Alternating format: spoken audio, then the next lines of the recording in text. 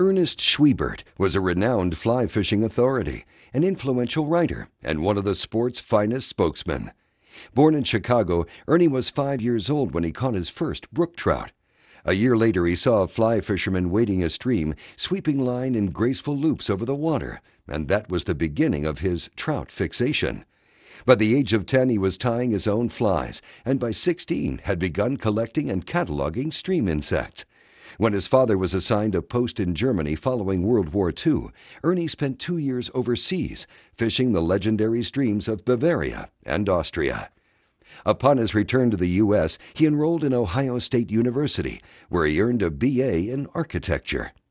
Ernie was a 24-year-old college senior in 1955 when he published his book, Matching the Hatch.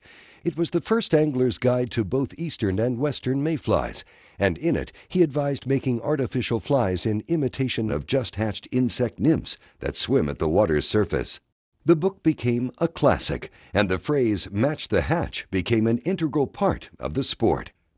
Schwiebert was part of the team that planned and built the Air Force Academy in Colorado Springs, Colorado, and by 1966 he had received dual Ph.D. degrees in architecture from Princeton University. For 15 years, he worked for a New York firm, becoming an award-winning architect and urban planner of airports and military bases. When business took him to places like Chile, Tibet, and Malaysia, Ernie took his fly rod. He was a pioneer of trout fishing in South America in 1959 and later Atlantic salmon fishing on Russia's Kola Peninsula. And when Ernie decided in 1977 that he'd just rather be fishing, he left the firm. Meanwhile, he had continued writing. Nymphs appeared in 1973, and in 1978, the 2-volume 1,745-page book, TROUT. Filled with hundreds of Ernie's own illustrations, it is considered by many to be his masterpiece.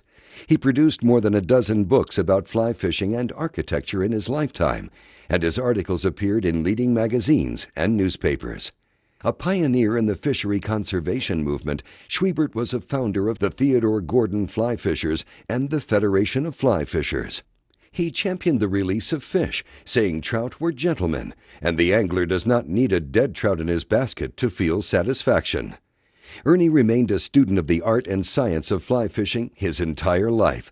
He was a talented artist and photographer, an eloquent speaker, an innovative fly tyer, a fascinating storyteller, all of which resonated with his passion for the sport. His knowledge of salmonids and the challenge of catching them is legendary. And he was considered one of the best at describing the beauty of the places where trout and salmon live, and at evoking memories of days gone by. It's a strange thing. You often remember fish you lost or didn't get and saw in the river more than the ones you got.